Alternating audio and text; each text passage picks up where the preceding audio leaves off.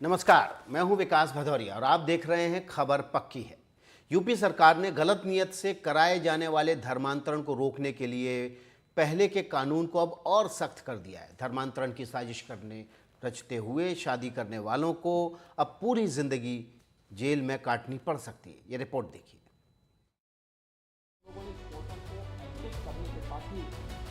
UP की योगी सरकार ने फैसला किया है कि वो लव जिहाद पर पहले से ज्यादा कड़ाई करने जा रही है।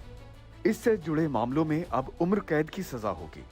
धर्मांतरण के खिलाफ मौजूदा कानून को और कड़ा बनाने के लिए योगी सरकार ने संशोधन विधेयक पेश किया। जो कोई भी धर्म परिवर्तन करने के इरादे से किसी व्यक्ति को उसके जीवन या संपत्ति के लिए भय में डालता है, हमला करता है या बल का प्रयोग करता है या विवाह करता है या विवाह करने का वादा करता है या इसके लिए प्रेरित करता है या षड्यंत्र करता है या किसी नाबालिग महिला या व्यक्ति को बहला फुसलाकर या अन्यथा बेचकर उसका अवैध व्यापार करता है या इस संबंध में उकसाता है, प्रयास करता है या षड्यंत्र करता है, उसे कम से कम 20 वर्ष की अवधि के लिए कठोर कारावास से दंडित किया जाएगा, लेकिन जो आजीवन कारावास तक का हो सकेगा, जिसका अर्थ उस व्यक्ति के शेष प्राकृतिक जीवन के लिए कारावास होगा और वह जुर्माने के लिए भी उत्तरदायी होगा। उत्तर प्रदेश में धर्मांतरण के खिलाफ साल 2021 में कानून बना था। इस कानून में अधिकतम सजा 10 साल थी। ऐसे में योगी आदित्यनाथ सरकार ने उम्र कैद ला करके इस कानून को और कड़ा बना करके धर्मांतरण के खिलाफ अपनी मंशा साफ कर दी। साथ ही योगी सरकार ने पेपर लीक रोकने के लिए एक कड़े कानून वाला बिल भी सदन से पास करा लिया। इसमें स्वेच्छा से धर्म परिवर्तन जो करे उसमें कोई किसी प्रकार का प्रश्न चिन्ह नहीं, लेकिन जो किसी न किसी प्रकार से लालच देकर, प्रलोभन देकर, बहला फुसलाकर माइनर लोगों को इस प्रकार से करते हैं, वही अपराध की श्रेणी में आता है। इसीलिए उसके कठोर दंड की बात है। मान्यवर देखिए, ये जो कानून आ रहा है कि लव जिहाद, आप बीजेपी से क्या उम्मीद करोगे? बीजेपी नौकरी थोड़ी देगी। अच्छा, बीजेपी इसीलिए हारी है क्योंकि इन्होंने महंगाई बढ़ाई, नौकरी नहीं दी और किसान को बर्बाद कर दिया। और अभी भी ये लोग उसी रास्ते पर हैं, जिस रास्ते से ये हारे हैं। ये इसी तरह का कानून इसलिए ला रहे हैं क्योंकि इनका सांप्रदायिकता का दिया ये बुझने जा रहा है। ये जो कावड़ में तख्ती लगवाई थी और आज जो कानून ला रहे हैं, या उनका जो व्यवहार भाषा है वो इसीलिए ऐसी है क्योंकि सांप्रदायिकता का दिया फड़फड़ा रहा है, बुझने से पहले फड़फड़ा रहा है, क्योंकि सांप्रदायिक राजनीति देश से खत्म होने जा रही है। नौकरी रोजगार की राजनीति होगी। यूपी में धर्मांतरण पर संशोधन विधेयक आने के बाद अब ये कानून और कड़ा हो जाएगा। अधिकतम सजा 10 साल से बढ़कर उम्र कैद होगी। डराकर, झूठ बोलकर या शादी करके धर्मांतरण का दबाव बनाने पर उम्र कैद होगी और नाबालिग, दिव्यांग, मानसिक तौर पर अक्षम महिला, SC/ST के धर्म परिवर्तन पर 5 से 14 साल की सजा का प्रावधान होगा। सामूहिक धर्म परिवर्तन पर 7 से 14 साल की सजा होगी। धर्मांतरण के लिए फंडिंग करने पर 7 से 14 साल की सजा। इसके अलावा नए प्रावधान के मुताबिक अब रिश्तेदारों के अलावा कोई भी धर्मांतरण की जानकारी दे सकता है। आखिर ऐसा क्या हुआ कि योगी सरकार ने इस कानून को पहले के मुकाबले और सख्त कर दिया? जो माननीय सदस्य के पक्ष में हो कृपया हाँ कहें, जो माननीय सदस्य के विरोध में हो कृपया नहीं कहें। हाँ की संख्या अधिक है, अतः खंड 2 से खंड 4 तक तथा खंड 1 प्रस्तावना व शीर्षक इस विधेयक के अंग बन गए। तो योगी सरकार ने जो कानून को कड़ा बनाया है उसके पीछे मकसद ये है कि किसी भी तरह से धर्मांतरण को रोका जाए। पिछला जो धर्मांतरण कानून था उसके बावजूद कई रास्ते ऐसे थे, जब उत्तर प्रदेश में कई ऐसे मामले उभर कर सामने आए जिसमें इस कानून की तोड़ निकालते हुए धर्मांतरण को अंजाम दिया गया और इसकी रिपोर्ट भी हुई। लेकिन कानून नाकाफ़ी साबित ना हो, ऐसे मामलों को और ज़्यादा कड़ाई से निपटा जाए, इसलिए योगी सरकार आज विधानसभा में ये बिल लेकर आई है। अभी छोटा सा ब्रेक ले रहे हैं, ब्रेक के बाद फौरन हाजिर होंगे।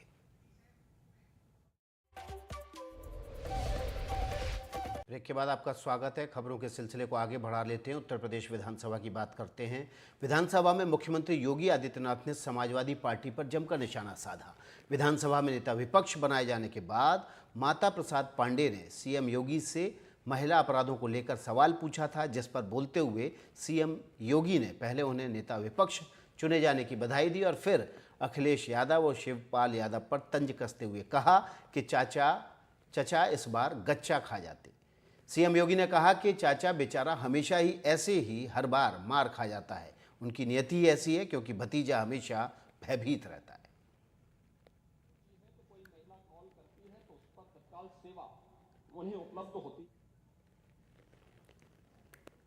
तो आपको बताते हैं कि जो समाजवादी पार्टी के विपक्ष के नेता हैं उत्तर प्रदेश की विधानसभा में, माता प्रसाद पांडे, उन्होंने सीएम योगी से महिला अपराधों को लेकर सवाल पूछा था, जिस पर बोलते हुए सीएम योगी ने पहले उन्हें नेता विपक्ष चुने जाने की बधाई दी और फिर अखिलेश यादव और शिवपाल यादव पर तंज कसते हुए कहा, चाचा हर बार गच्चा खा जाते हैं। ठीक है, अलग विषय है कि आपने चचा को गच्चा दे ही दिया। चचा बेचारा हमेशा ही ऐसे ही मार खाता है, उनकी नियति ही ऐसी है क्योंकि भतीजा हमेशा भयभीत रहता है। उनको आप घटना मानते हैं कि जो घटनाएं घटती हैं उनको भी मुख्यमंत्री योगी ने अपनी बात तो रखी नेता प्रतिपक्ष माता प्रसाद पांडे के सामने, लेकिन समाजवादी पार्टी के नेता शिवपाल यादव पर निशाना साध दिया। दरअसल हुआ ये कि यूपी विधानसभा में नेता प्रतिपक्ष माता प्रसाद पांडे सवाल पूछने के लिए उठे। इस पर सीएम योगी ने पहले नेता प्रतिपक्ष को बधाई दी और फिर चाचा को गच्चा देने वाली बात कह दी। पहले तो आपके चयन के लिए मैं आपको बधाई देता हूं। ठीक है, अलग विषय है कि आपने चचा को गच्चा दे ही दिया। चचा बेचारा हमेशा ही ऐसे ही मार खाता है, उनकी नियति ही ऐसी है क्योंकि भतीजा हमेशा भयभीत रहता है। आपको नहीं पता है। लखनऊ से बात चली तो दिल्ली तक पहुंच गए। अखिलेश यादव और डिंपल यादव की भी प्रतिक्रिया आई। अरे वो चाचा को गच्चा किसी ने नहीं दिया, ये दिल्ली वालों को गच्चा दे रहे हैं। ये जो सहयोगी हैं, ये सहयोगी हैं जिन्होंने सहयोग दिया है। उत्तर प्रदेश की सरकार को अपने कार्यों में ज्यादा रुचि और महत्व दिखाना चाहिए, क्योंकि आज जहां बाढ़ की स्थिति है उत्तर प्रदेश में पूर्वांचल की तरफ, वहीं बिजली नहीं आ रही है। गांव में हफ्तों बिजली नहीं आ रही है। तो अगर जिस वो पद पे बैठे हैं, अगर इन सब बातों पे, अपने काम पे ध्यान दें और युवाओं के रोजगार पे ध्यान देंगे, तो मैं समझती हूँ ये उत्तर प्रदेश की हित की बात होगी और देश हित की बात होगी। महिलाएं सुरक्षित हुई हैं योगी सरकार में। दरअसल अखिलेश यादव के सांसद बन जाने से यूपी विधानसभा में नेता प्रतिपक्ष की सीट खाली हो गई। कयास लगाए गए कि खाली सीट पर चाचा शिवपाल को बैठाया जा सकता है। यहाँ मौका मिला 7 बार के विधायक माता प्रसाद पांडे को। जैसे ही माता प्रसाद सवाल पूछने के लिए खड़े हुए, उन्होंने योगी को मौका दे दिया। ठीक है, अलग विषय है कि आपने चचा को गच्चा दे ही दिया। लेकिन गच्चा वाली बात के जवाब में चाचा ने भी महफिल लूट ली और ऐसा जवाब दिया कि मुख्यमंत्री योगी भी हंसने लगे। पहले तो एक मजेदार सवाल जवाब हुआ। कहीं पे निशाना, इसीलिए आजाद मुझे आपकी तरफ। देखिए हमें गच्चा नहीं मिला है। पांडे जी बहुत सीनियर है, ठीक है, बहुत सीनियर है और हम लोग देखिए समाजवादी हैं और समाजवादी के साथ साथ आपकी तरफ से भी हमने कुर्सी का कहीं न कहीं इशारा किया था, हमें वहां पर बैठाला गया था। उसके बाद यहाँ पर बैठे और यहाँ के बाद हम यहाँ पर बैठे। और उसके बाद चाचा शिवपाल ने उल्टे मुख्यमंत्री योगी से कह दिया कि गच्चा तो आपने दे दिया। मेरी शुभकामनाएं और आगे के लिए। मैं कहना चाहते हैं 3 वर्ष में आपके संपर्क में रहे तो गच्चा तो आपने भी दिया।